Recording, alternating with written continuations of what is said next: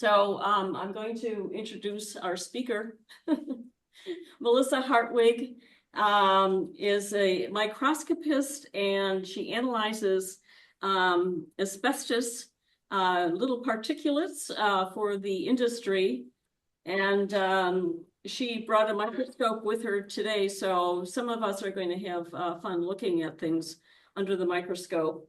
And I just wanted to mention also, she graduated from SUNY Geneseo, so she's a local gal. All right, well, thank you so much for joining me this evening. I have been working in the asbestos industry for 7 years now. I work for a company called EMSL Analytical. We are nationwide across the US, and we have labs in Canada as well. Here in Rochester, we do asbestos as well as mold analysis. Our company as a whole does any type of environmental testing, materials strength testing, anything you can think of. Just about our company does. If we don't do it, tell us all about it, because we'll probably want to pick up more. I've done asbestos analysis for 7 years. I do a variety of analyses that we'll talk about, but I'll just go ahead and get started with the presentation. So the asbestiform crystal habit is distinct amongst the minerals. It is elongated, fibrous, acicular. Normally, basic properties of a mineral don't vary much, but when it comes for the different crystal habits, but when it comes to the asbestiform habit, it is different. They tend to be stronger. They tend to be fire resistant, acid resistant. I don't personally know what about the elongated fibers in the minerals cause that in particularly, but it does make for a very useful material. The asbestiform habit in general refers to the elongation of the crystals. They're thin and hair-like. It describes the special fibrosity and acicular nature of the fibers. There is a limiting upper diameter of approximately 15 microns, but that is for individual fibrils. Generally, when we see asbestos, we see it in bundles. Something that looks like a singular asbestos fiber macroscopically to our eyes is generally made up of hundreds, if not thousands, of fibrils inside of their bundle. The physical properties of asbestiform minerals I have listed: small crystal diameter, extreme length to width ratio. As a general rule, we go with a 20:1 on the length to width ratio.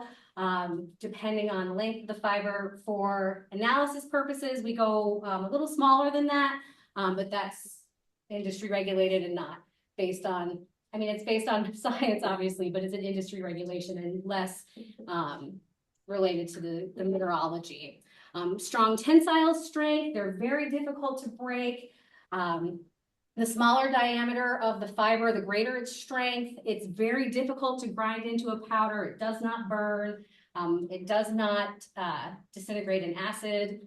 And it's relatively free of defects.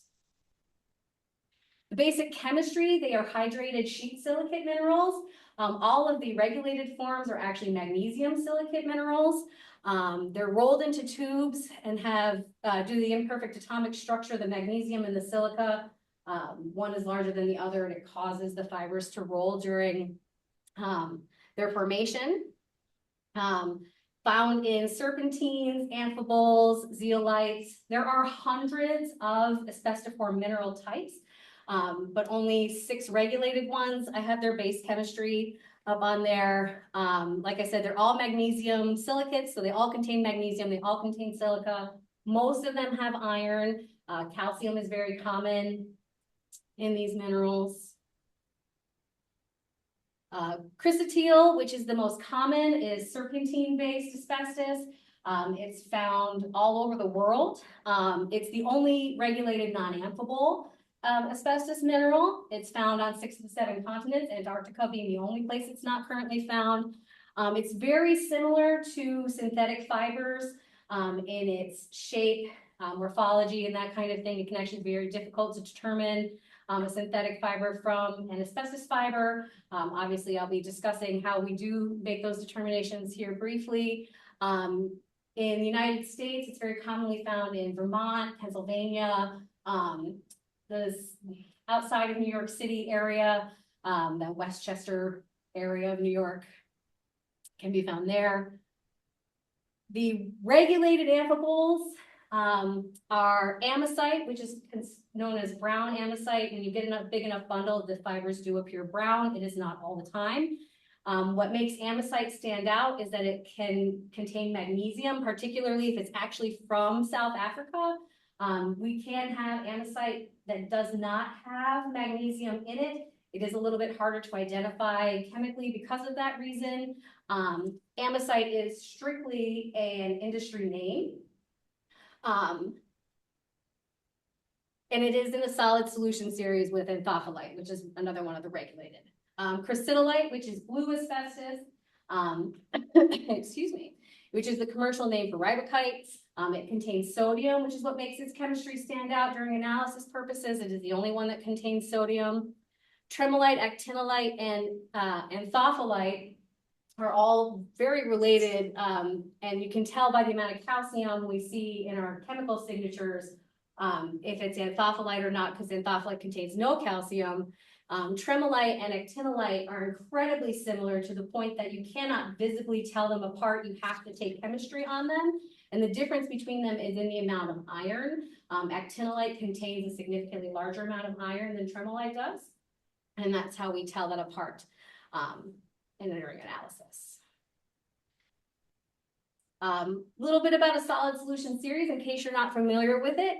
It's just a homogeneous mixture of two or more crystalline solids. So as you can see on the diagram, we have anthophyllite over here, which has no calcium in it. And then we move up to tremolite, which has higher levels of calcium. And then it goes across on our iron line to get to the ferroactinolite, which is another one of the regulated forms. Anthophyllite and amosite also vary in the amount of iron that we find in them. But again, the main way we tell those apart is with the calcium and the manganese. I think I said magnesium before I meant manganese. That is in anthophyllite or amosite. So a little timeline about asbestos. In the 1st century AD, a gentleman by the name of Pliny the Younger, I'm not really familiar with him as an individual, nor do I know who Pliny the Elder was, but he noticed that in the slaves that worked in the asbestos mines, when they were coming out, they were getting sick more easily than the people who didn't work in the asbestos mines. And that's really the first historically noted sign that asbestos might be bad for people's health. In the late 1800s, some early studies noted the potential health risks associated with the exposure of the people who were working in the asbestos mines, but they weren't really able to tell at the time what was causing the problem, why the people who worked with asbestos were getting sick. In 1906, the first documented case of someone's death because of asbestos was recorded. I do not know how they knew that that was what caused his death. I'm not familiar with the medical side at all. I just know that in my research, that was the first death that was attributed to asbestos exposure. In 1924 was the first case of asbestosis. Asbestosis is a disease that is acquired from incredibly high exposure to asbestos. Mine workers, it becomes very common in people who worked coating things with asbestos, like warships, roofs, that kind of thing, where there was a lot of asbestos in the air. People who take the asbestos out of ships were found to have high levels of asbestosis simply because of the levels of exposure. Mesothelioma as a disease is known to be a single exposure disease, whereas asbestosis requires high levels of regular exposure. In 1950s, asbestos was officially classified as a carcinogen. And in the 1960s, it was discovered that asbestos causes mesothelioma.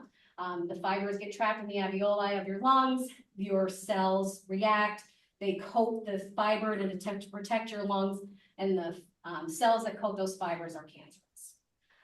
Excuse me. In the 1990s, secondhand exposure to asbestos was linked to cancer in the wives of asbestos workers, particularly in the town of Libby, which I'll talk about here in a little bit. But it was found that having the dust off of their husband's clothing when they were doing the laundry, hugging them after work, having it just floofing into their homes was causing the wives to get cancer at a higher rate than women whose husbands did not work in asbestos. Asbestos mining was banned in the United States in 2002. It was later banned in Canada, I believe it was 2009. And many places around the world slowly started following that realm of no longer mining for asbestos. The United States had a total ban on all asbestos importation just last year in 2024. So until 2024, we were still importing asbestos, asbestos-based products, and not to make it a political thing in Russia after his first term in office, when Donald Trump attempted to deregulate asbestos. In Russia, one of the few places that still mines it, they actually put his picture on the packaging because they were so glad that he was trying to deregulate that industry and help them with their exports. The only places that still mine asbestos are Russia, Kazakhstan, China, and Zimbabwe. They do export to places all around the world, but as I stated, the United States no longer brings in asbestos materials. I don't know if Canada is still importing asbestos or not. Brazil was the most recent country to put a ban on mining asbestos. I believe that was in, I want to say 2016 is when Brazil finally banned it, the mining of it. But again, it's in all kinds of products and is still exported all around the world. Libby, Montana is a town that has been designated as a Superfund cleanup site. The vermiculite mines there contained high levels of actinolite, tremolite, asbestos in the mica that was then heated and hydrated into vermiculite for loose fill insulation. It's used in potting soil. In the town of Libby, Montana, vermiculite was used to pad the track. At the school, it was used to pad the baseball field. It was everywhere. The people who owned the zonalite mine, which eventually became Grace, knew that this was a problem and simply chose to push the information aside. And then people in Libby started getting very sick. 400 people died. That was 10% of their population. More than 3,000 people are sick, have been found to be sick. The mining was so extensive that there's asbestos on the trees, there's asbestos on the houses. It is literally everywhere, and it was getting in people's clothing, and the children would sit and play by the track and field area and pick through the vermiculite. I don't know if you guys, I love mica. It's my favorite mineral, and one of my favorite things about it is when I'm stressed out, I can peel it apart. But if you do that with vermiculite, you may peel out pieces of asbestos. In the image here, where it says Grace, on the right-hand side is the vermiculite, and on the left is the asbestos that was pulled out of that vermiculite. In New York State, we don't test vermiculite for asbestos. We simply assume it's positive. Although that is getting to be a bit out of date, most of the vermiculite from Libby, which stopped being mined in '99 or in the 90s, most of it is no longer in circulation, but there is still quite a bit in people's attics. But in New York, we just err on the side of caution, assume it's all positive. On the negative side of that, if you walk into Lowe's today, buy a bag of vermiculite potting soil, which you can, dump it out into, if you're on the ground, bag some up and bring it to my lab, I'm going to tell you, I'm sorry, but you have to assume this is positive. So that does become a bit of an issue, but it is just a New York State thing. Asbestos has been used in all kinds of things. In movies, it was used as fake snow in Wizard of Oz, Holiday Inn. In the movie Le Mans, Steve McQueen's entire racing suit is asbestos material. It's 100% asbestos. And Steve McQueen did die of mesothelioma. Judy Garland was also known to have mesothelioma. I don't know if that's what killed her, but I do know that she was sick with it. It was used in appliances, toasters, blow dryers, irons, anything like that that needed a heat-resistant pad on it. It's used in clothing. I found that particular ad with the baby a little disturbing, but baby clothes were made with it, baby's toys, gloves, curtains. Lots of older theaters will have a fire curtain on their stage that is 100% asbestos fiber. It was in this image up on the corner here. That is a cigarette. That is a cigarette filter, and it is full of crystallite asbestos. It was used as a filter in, I believe it was Kent brand cigarettes, but it was very, very common. Was in makeup, brake pads, clutch facing seat fillers in cars. In construction materials, we find it in floor tiles, ceiling tiles, plasters, joint compounds. It's in a lot of different materials, as you can see from the slide here. Floor tiles in my basement. Probably, you send me a picture, I can probably tell you if they're likely to have us. If it's a 9 by 9 inch tile, it is 95% likely to be positive. There's that 5% that are not, but it is incredibly likely, as is if the glue on the bottom is black, that is also very likely to contain asbestos from those particular types of tiles. We do 3 different kinds of analysis at my lab. The first is the phase contrast microscopy. In this particular analysis, we are simply looking for fibers. We're not identifying the fibers, although an experienced analyst could tell you that the fiber in this image is most likely an asbestos fiber just based on the morphology of it, the size, the length to width ratio, that kind of thing. When asbestos abatement occurs, they come in and they take it all down, and when they're during the process, but especially when they're finished, they have to run air samples in order to make sure that the level of fibers in the air meets a certain regulation. Fibers in this case have to be at least 5 microns long, and they have to be a ratio of 3 to 1 for the length to width ratio. In order to pass, we don't say pass fail, but in order to pass the analysis here, there have to be less than 24 fibers and 1,200 liters of air. Anything over that is considered being above the threshold, and they have to re-clean and retest the sample or retest the air. This is the easiest form of analysis that we do. It is very quick, but again, we're not actually identifying asbestos. We're just saying how many fibers happen to be in the air. PLM analysis, which is polarized light, which is the microscope that I brought with me, is the main crux of what we do at our lab. This is where we go through and try to see what materials that we've been brought actually contain the asbestos. We have 2 different types of material. There are friables, which is anything you can crumble in your hand. So plasters, drywalls, joint compounds, spackle, concrete, that kind of thing is considered a friable material. Floor tiles, gaskets, caulkings, glazings, those are called NOBs, which stands for non-friable organically bound, which means that they are contained, and if you leave it alone, it's fine. You can break a floor tile, you're not likely to release the asbestos fibers into the air. Those types of materials we put through a process called a gravimetric reduction. We burn them in a furnace that is about 485 degrees Celsius, which is just shy of 1,000 degrees Fahrenheit, for about 4 hours. And then when we're done with that, we put it in concentrated hydrochloric acid in order to remove any other matrix material from around the fibers for easier identification. And then we look for these optical properties. We look for the sign of elongation, which is actually the first image there. The sign of elongation has to do with the speed of the wavelength of light going through the fiber, whether it's going along the length of the fiber or across the fiber. 5 out of the 6 regulated asbestos types have a positive sign of elongation.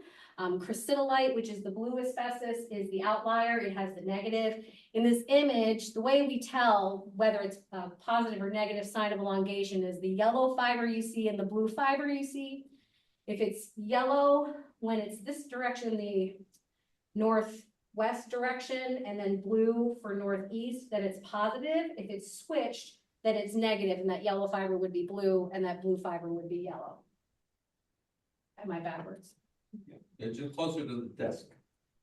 So you picked up on camera. Oh, I didn't even think about that. The second one is pleochroism.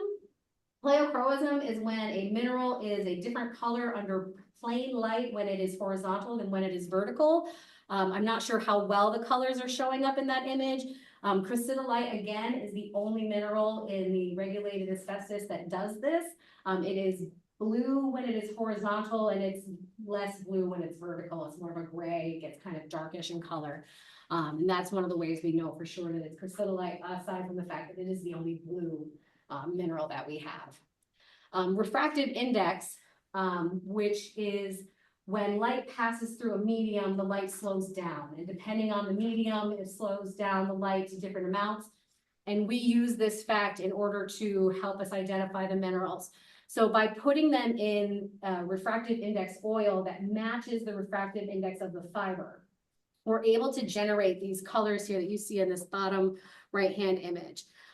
Horizontal is generally a bluish color, and horizontal is generally a purplish color.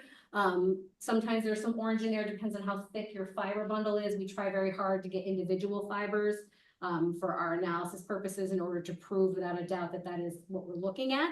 And then the vertical position is generally a bluish color, can have a purple hint. Based on the colors that we see, helps us to determine, particularly in the amphiboles, whether we think we have an actinolite, a tremolite, or an amphipholite. But it is incredibly difficult to tell on a PLM scope because of the solid solution series, you could have a single fiber that is in fact actinolite on one end and more tremolitic on the other end. And so for this particular analysis, if we say tremolite or we say actinolite, we are considered correct because the fibers are so similar. The last that we look for is the angle of extinction, which is the final picture. You'll notice in this image, you do not see any perfectly horizontal or perfectly vertical fibers. And that's because that is amphipholite, and amphipholite goes extinct at 90 and 180 degrees. And so we don't see fibers at those angles. For the amphiboles, for actinolite, tremolite, and amphipholite, the extinction angle is one of the ways that we can try to determine which of the three that we have. Amphipholite, as I said, goes extinct at what we call parallel, which is the 90 and 180 degrees. Tremolite tends to go extinct closer to 20 degrees, and actinolite tends to go extinct closer to 5 degrees. So we try to use those pieces of information to determine what type of asbestos we have. However, again, because of the solid solution series, you could have a sample that is mostly tremolite, but then you'll have a couple of fibers that extinct at about 5 degrees because an actinolite has snuck in due to that solid solution series. So those are the things that we look for in this kind of microscope. And I have brought samples on slides that everybody can take a look at and actually see for yourself how they look when we do that. The final type of analysis that we do is transmission electron microscopy. We shoot a bunch of electrons through this fancy schmancy machine. I didn't have any fibers pictures, but I thought this looked like a dragon. So, and this is for in New York, for the NOB materials that by PLM we say have 0 or less than 1% asbestos in the material. We are required by New York State EPA regulations to take it on to the TEM testing. Again, that is a New York only thing. Otherwise, it is by request of the client. But we want to make sure that we don't miss anything. Although, if your sample has less than 1% asbestos in it, it is considered a non-asbestos containing material for the sake of regulation. We are looking at about 20,000 times magnification in order to see these fibers. For air testing, for bulk material testing, it doesn't matter what size the fiber is. If we find a fiber and we identify it as asbestos, then we count it. For air samples, when we are determining what type of fibers we have a minimum length of 0.5 microns, which is, I don't know, you can't really see it. There's a little circle on our thing that is a 0.5 micron measuring device, and that's how we determine that. And we use the transmission electron microscope to find crystal diffraction patterns and to determine mineral chemistry so we can sort out what type of asbestos that we have. The diffraction patterns, chrysotile or chrysotile, I don't actually know the correct way to say that. My boss and I say it differently, has a very unique pattern. It is unique to chrysotile only. It's kind of neat because we have this row of dots down the center, and then we have what we call streaks in the next line, and then what we call doublets in the third line. And once we see that pattern, we can stop our analysis and say, yes, that is chrysotile. I do not need to get chemistry on it to prove that it is chrysotile because it is the only mineral crystal that will make that pattern. The amphiboles, on the other hand, all have the same basic pattern. It looks just like that. We can get it a little clearer, and get what's called a zone axis pattern where all the dots are perfectly spaced apart. And if you can do that, you can measure different distances within those patterns to determine what kind of amphibole you have. It's a very tedious process. We don't do that very much because of the fact that we can take mineral chemistry instead. So for the mineral chemistry, as I spoke before, actinolite and tremolite are told apart by the amount of iron in them. The crystallite has sodium. So here on the crystallite, we have a sodium peak hiding over here. I tried to make these bigger. My computer just said no. On the amosite, we have a manganese peak over here, and that's how we determine that that is amosite. And then the actinolite, I didn't put a tremolite up here. So this would be an actinolite level of iron. A tremolite point would be significantly lower than that. On our software that we use to create these, we're actually able to use the ratios of the iron and the calcium to determine for certain what we have. But as a general rule, a taller iron peak means you have actinolite, and a shorter iron peak means you have tremolite. The anthophyllite is completely missing the calcium, but still has the iron and the magnesium and the silica. Amosite can look like this without the manganese peak, but this iron peak, as you can see, is significantly higher. So if we have a high silica peak, a low magnesium, no manganese, and a tall iron, we still are able to determine that it's in fact amosite, excuse me, without the manganese. As I mentioned before, the manganese really only appears in amosite that actually comes from South Africa. So it can be variable. I don't know exactly, I don't remember where else they mine amosite besides South Africa, but it does miss the manganese. And then I put up some books that are fantastic if you want to read about some of the areas that have been highly affected by asbestos. An Air That Kills is about Libby, Montana, and all of the litigation that they went through and what the people who own the mine attempted to do to avoid having to deal with the payout for people being sick and getting cancer and all that kind of thing. I just started reading this one. I haven't gotten too far into it. They're very, very good reading if you want to learn more about how asbestos has in fact affected different towns. That was it. It ended up being shorter than I thought. Does anybody have questions? Thank you. That's great. I want to start by observing how unfair it is that a mineral with so many fantastic uses has to be carcinogenic. Absolutely. That said, with what you had listed up there, and I'm not a mineralogist, so this everybody else probably already knows the question, but it seems like these are coming out of metamorphic type rocks. Yes. So given that we're all sedimentary here in Western New York, how far away would be the nearest source of native asbestos that hasn't been taken out of the ground yet? Probably Pennsylvania, maybe Vermont. I actually just saw a video on that. My friend, who is the president of the Finger Lakes Gem Mineral and Fossil Club, who actually acquires most of my asbestos samples for me, shared a video of some people somewhere in Vermont where they had come across naturally occurring serpentine asbestos, just, you know, on the ground, and they were kind of pulling up the rocks and like being like, oh, what's this? So Vermont and Pennsylvania are probably the closest natural forms. And there are some in Canada, I just don't know exactly where. Okay, and most of the uses that you had listed looked like more modern contemporary type uses.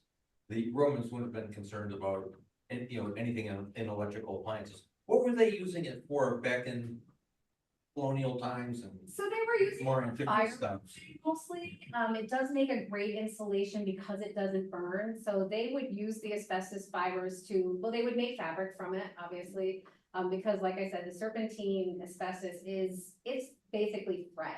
But it's a mineral, and it's really fascinating how you can actually spin it into threads and then use it to make fabrics. But mostly it was used because of its fireproof properties. So they would line their roofs with it, that kind of thing, and put it in their walls to help keep them from burning down.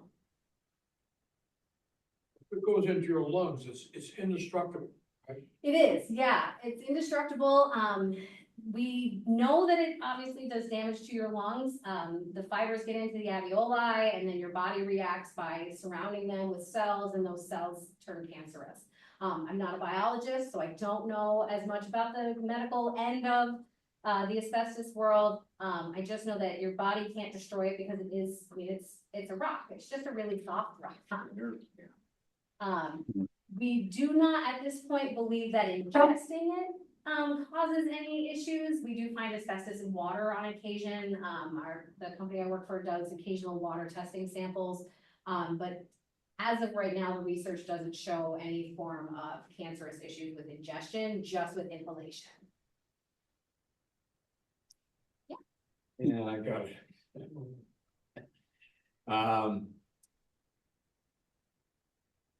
I belong to a dialysis society and we have our tubers and everybody is storing their tubers in vermiculite. And that's a big thing is vermiculite, and I'm storing my tubers in vermiculite. And it works rather well, but now I'm kind of concerned. Well, of course, It's fine. you really want it, it'll break. So modern vermiculite, when I say modern, I mean sold since the 1990 closure of the Libby mine in Montana. The majority of vermiculite does not contain asbestos. The main concern for that has mostly to do with the remaining leftover vermiculite from the Libby mines that are in people's attics and in their basements.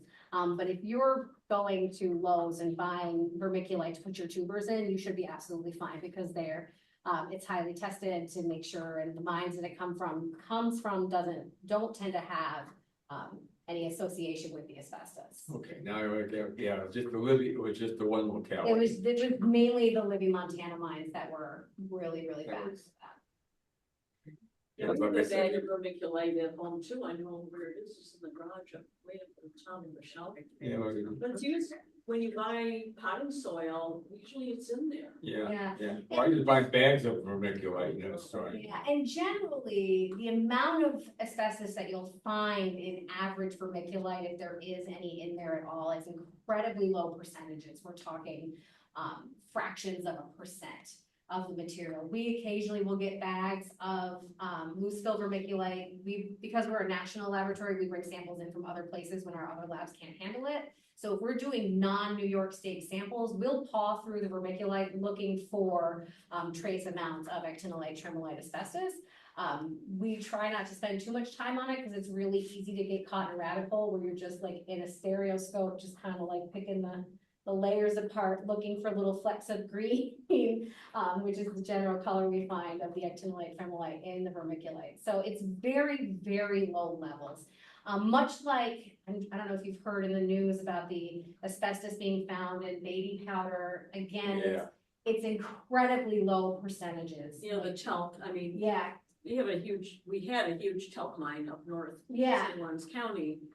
And there is tremolite out there too. I Yeah. don't know what I think that talc was used for white paint or something. I don't think it was used for baby powder. Right, well, I know that Johnson & Johnson had some issues with some litigation about, there was, if I remember the article correctly, they found like 0.07% Yeah, asbestos in some, I don't even know what the quantity of talc was. yeah, I felt sorry for them that they 0.07%. got sued. Yeah, and then they're getting sued for that. Now, talc has its own issues. It's also a magnesium silicate. It has similar size and morphology to asbestos. They are finding, talc is now being possibly considered a carcinogen. There's a lot of correlation. Obviously, correlation and causality are not the same thing. However, realistically, the chemistry is similar, the morphology is similar. I could see how it could be a similar problem. But again, like I said, the article I read said 0.07%, which by any standard, New York State, California, those are the two most regulated states. And then of course, across the national EPA, that would be considered negative in my world. If I told you that your floor tile had 0.07% asbestos in it, you're calling that negative. You don't have to remediate it. You don't have to abate it. It's fine. So to sue Johnson & Johnson for 0.07% in however large of a sample that was, is a little bit, It's money. Much. Yeah, it's a money grab. It's a yeah. money grab. I mean, it's definitely dangerous if you have high exposure. You don't, the ductwork issue is that those fibers get loose and they get into your ductwork. Some of those, particularly in the duct insulation as well as in transite siding and transite pipes, you'll often find more than one type of asbestos in there. So I have analyzed transite that contains chrysotile, andesite, and chrysotolite all in one singular sample. And the problem with that is that if it gets loose and gets into the air, obviously it is a carcinogen and it can make you very sick. So having it on your ductwork and having it possibly getting into your ducts and then being pushed through your house is more of a concern than what's in your talcum powder. So. Okay, I do have one question Oh, yeah. coming in our chat. It's Libby, Montana, which sounds like the worst possible case. It is, yeah. And this is Bob Johnson says, do you know the current state of remediation in Libby and what the remediation plans consist of? And when we're done with that, we'll come back. If anybody wants to ask a question live, we'll turn you on and you can ask. So I know that it is a Superfund site, and I know that the remediation process there, it's incredibly difficult because it's on everything. Like I said, it's on the trees, it's on your house, it's it could be on your car, it floats in the air. The mines have been closed. My understanding is that they've cleaned up most of the loose vermiculite that they used in the track and field area and the ball fields and that kind of thing. But I don't know for certain how far into the remediation they really are. And I know that the people who owned the mine are fighting tooth and nail to avoid any further issues. As far as a full cleanup, I don't know if that can ever actually happen because of how widespread the contamination was. People do still live in Libby, although they're not mining anymore. I don't know how safe that is for them anymore, but I can't imagine that it's much. I mean, you're not working in the mine, you're not bringing it home, but you know, a good breezy day could blow half a ton of asbestos in the air, just kind of all around you, not even. I suspect the only viable remediation would be to move all the people Would be to move and all the bury people the and town. bury the town. They're definitely not doing that. Yeah, but you see this in the air, it doesn't, you know, like pollen's in the air, but every time it rains, boom, you know, it's. Sure, but as soon as it dries out again, unlike pollen, which will stick to, you know, ice all over my car from the last rainstorm. Once those fibers dry out, they become airborne again. Yeah, that's the, okay, yeah. Yeah. Are you familiar with asbestos rules in Europe? I am not super familiar with the asbestos rules in Europe, but I do know that they have very similar testing labs and remediation programs and that kind of thing. I imagine it probably depends on the country. Here in the United States, it's not that every state has different regulations, but lots of different states have different regulations. So our laboratory has accreditations for New York, Maine, Rhode Island has their own set of regulations. We don't have California, but California has its own set of regulations. So depending on what state you're in, will determine how strict their asbestos rules are. Obviously the EPA, federal EPA is the base level. And most states are just like, we'll just do the base, whatever the EPA says. But then you get states like New York that take it further. One of the differences in New York is that ceiling tiles, such as these, in New York, we treat them as an NOB and put them through our gravimetric reduction process. Regular EPA regulations don't do that. And the reason we do that is because there are trace amounts of asbestos often in the paint of ceiling tiles. Not these are a little too modern, but if you've got a like a brown all cellulose ceiling tile with like a tan colored paint on the top of it, there's a high likelihood that there's a trace amount of asbestos in the paint on that tile. So in New York, in an attempt to not miss those, we put it through the whole process, to help clear away any synthetic fibers or cellulose fibers that could impede our analysis. Cellulose, especially if it gets very finely shredded, can look a lot like asbestos, which is why we have to look for all those optical properties, because cellulose doesn't meet what we're looking for. Sounds like New York and California might be the healthier places to live. Yeah. My house was built in 1940.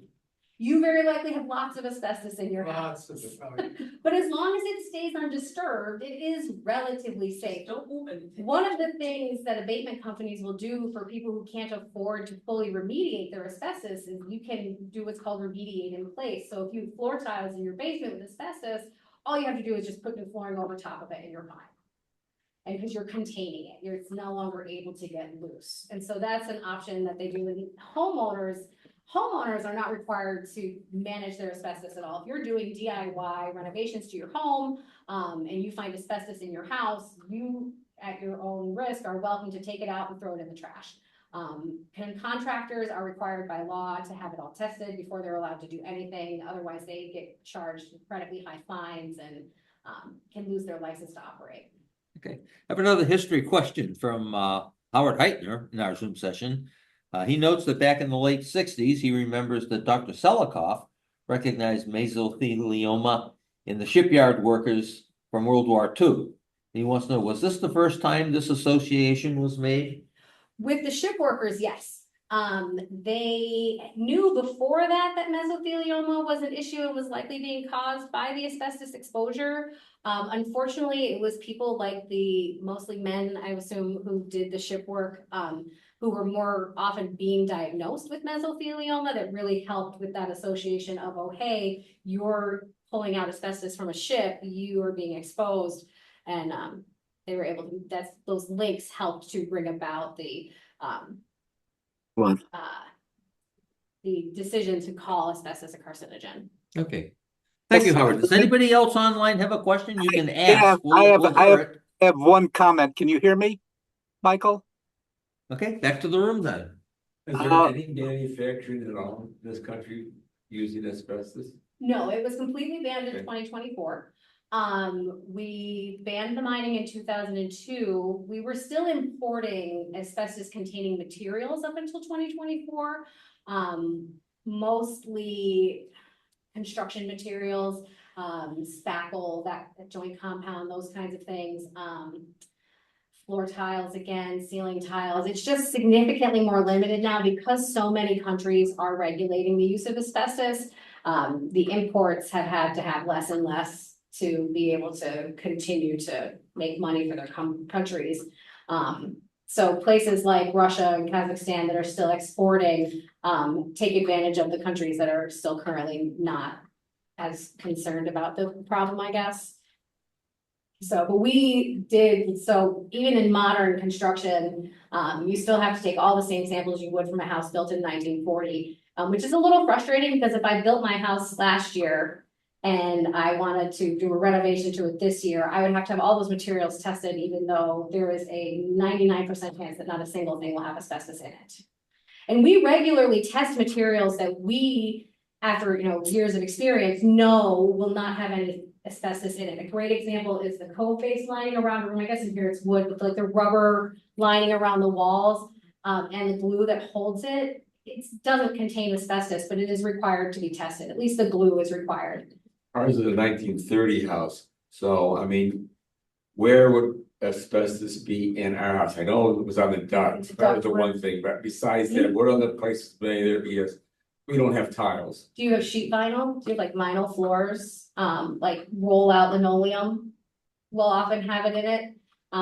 Older linoleum has a fibrous backing. It's usually a gray color, and that's where there'll be asbestos in the vinyl I think it linoleum. was probably put in the late or early 70s. It was like the linoleum, but that wouldn't. It could. It absolutely could. It would be in the backing on the bottom. It would be on the bottom of it, so it would be completely contained. But should you? Oh, I know, yeah, we took that out, yeah. Yeah.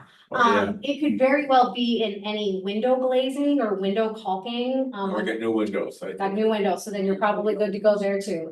Plaster couple old walls, ones. if you've got any old plaster walls, usually plaster that contains a lot of horsehair. It's actually specific types of plaster. It's generally very crumbly, contains a high amount of horsehair, and is usually kind of a beigey color, will often contain asbestos. Because our walls are all, the old fashioned. You'll plaster and lath. Yeah. Yeah, that plaster is often, it's low level, like less than 1 to maybe 2% asbestos, but it does often show up in the plaster in a plaster and lath house, for sure. It take a while. Yeah, or. But ideally, it's under several coats of paint. Ideally, it's under several coats of paint. Occasionally under some drywall, right? If you have any, like old drywall, not the drywall itself, although some drywall does contain asbestos. I've not in 7 years of analysis seen it. My boss, who's been in the industry for more than 20 years, the last time he saw asbestos in, drywall was, he was working in Phoenix, and it was old drywall that had come from Mexico. In a very old house, and they did find asbestos in that. I have never seen asbestos in drywall at this point in my career. However, older drywall that has a tan colored spackle or joint compound, where the drywall meets up, if it is a tannish color, it is very likely to contain asbestos. Your standard bright white, like joint compound that you would use now, no, not at all, but, there's the tan colored, and then it's kind of a dingy gray colored joint compound that also tends to contain, and the tan and the dingy gray contain anywhere from 2 to 5% asbestos. It was usually hand mixed, which is why it's so variable. But yeah, that does often contain asbestos too. Melissa, have you ever heard of the town of Thetford Mines, Quebec?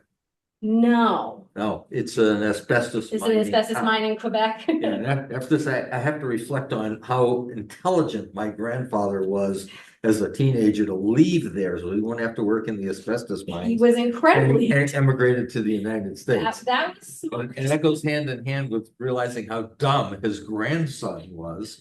We used to go scout camping at an abandoned colonial open pit serpentine mine. And we'd go looking for serpentine, and if we could find the ones with the asbestos on it, we were really happy. We'd tear it all to pieces and blow it in the air. And, yeah. When I was going to school at Geneseo, Dr. Dory Farthing, in my intro mineralogy class said, geologists are not afraid of asbestos. And at the time, I didn't think much of it because my knowledge of asbestos was limited, and I was like, oh yeah, asbestos. And then I went to work in the asbestos industry and was like, okay, so a single, picking up a piece and putting it in a box, but if you're playing in it and pulling it apart, yeah, it's mildly dangerous. Yeah, I gave that up in favor of playing with mercury. Oh, sure, that's absolutely.